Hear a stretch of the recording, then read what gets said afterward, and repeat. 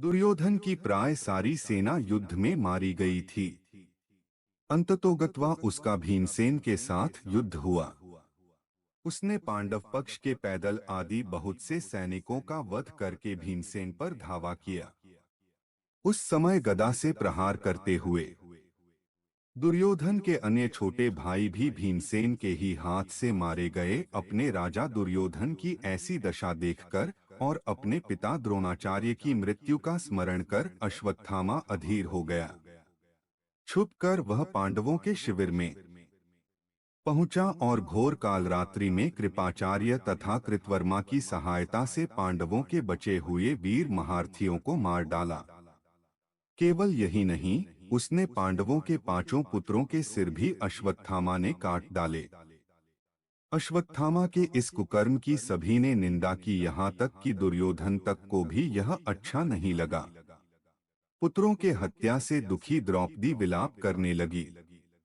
उसके विलाप को सुनकर अर्जुन ने उस नीच कर्म हत्यारे ब्राह्मण के सिर को काट डालने की प्रतिज्ञा की।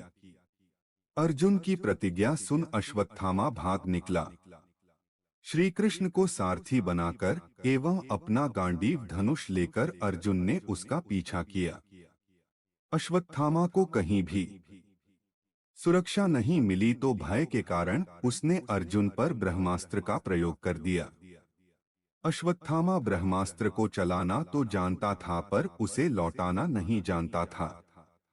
उस अति प्रचंड तेजोमय अग्नि को अपनी ओर आता देख अर्जुन ने श्री कृष्ण से विनती की, हे जनार्दन, आप ही इस त्रिगुणमयी सृष्टि को रचने वाले परमेश्वर हैं। सृष्टि के आदि और अंत में आप ही शेष रहते हैं।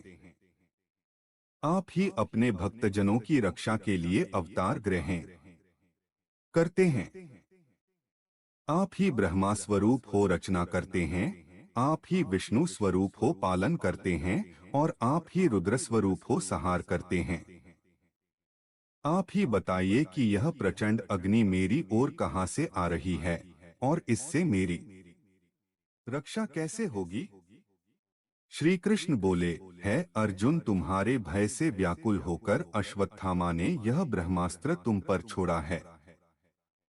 इससे बचने के लिए तुम्हें भी अपने ब्रह्मास्त्र का प्रयोग करना होगा, क्योंकि अन्य किसी अस्त्र से इसका निवारण नहीं हो सकता। श्री कृष्ण की इस मंत्रणा को सुनकर महारथी अर्जुन ने भी तत्काल आचमन करके अपना ब्रह्मास्त्र छोड़ दिया। दोनों ब्रह्मास्त्र परस्पर भिड़ गए और प्रचंड अग्नि उत्पन्न होकर तीनों लोकों को तप्त करने लगी। उनकी लपटों से सारी प्रजा दग्ध होने लगी। इस विनाश को देखकर अर्जुन ने दोनों ब्रह्मास्त्रों को लौटाकर शांत कर दिया और झपटकर अश्वत्थामा को पकड़कर बांध लिया। श्री कृष्ण बोले, हे अर्जुन धर्मात्मा, सोए हुए, असावधान, मतवाले, पागल, अज्ञानी, रथहीन, स्त्री तथा बालक को मारना धर्म के अनुसार वर्जित है। इसने धर्म के विरुद्ध आचरण किया है। सोए हुए निरपराध बालकों की हत्या की है। जीवित रहेगा तो पुनः पाप करेगा।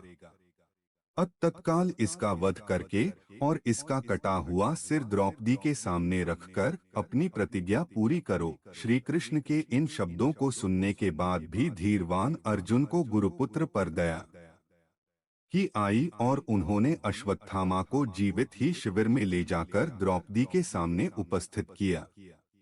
पशु की तरह बंधे हुए गुरुपुत्र को देखकर ममतामयी द्रौपदी का कोमल हृदय पिघल गया।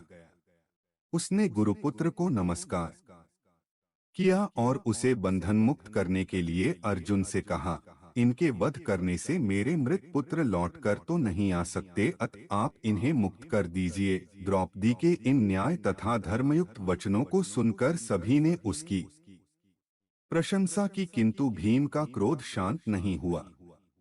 अर्जुन ने अपनी तलवार से अश्वत्थामा के सिर के केश काट डाले और उसके मस्तक की मणि निकाल ली। मणि निकल जाने से वह श्रीहीन हो गया। श्रीहीन तो वह उसी क्षण हो गया था जब उसने बालकों की हत्या की थी, किंतु केश मुंड जाने और मणि निकल जाने से वह और भी श्रीहीन हो गया और उसका सिर झुक गया। अर्जुन ने उसे उसी अपमानित अवस्था में शिविर से बाहर निकाल दिया।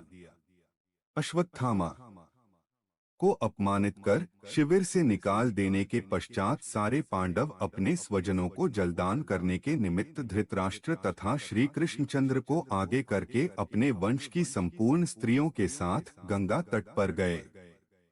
उसी समय एक अपूर्व घटना हुई।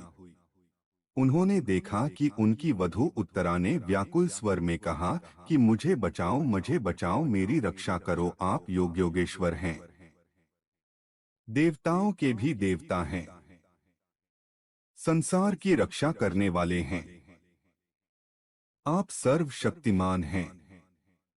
यह देखिए, प्रज्वलित लोहे का बाण मेरे गर्भ को नष्ट न कर दे है।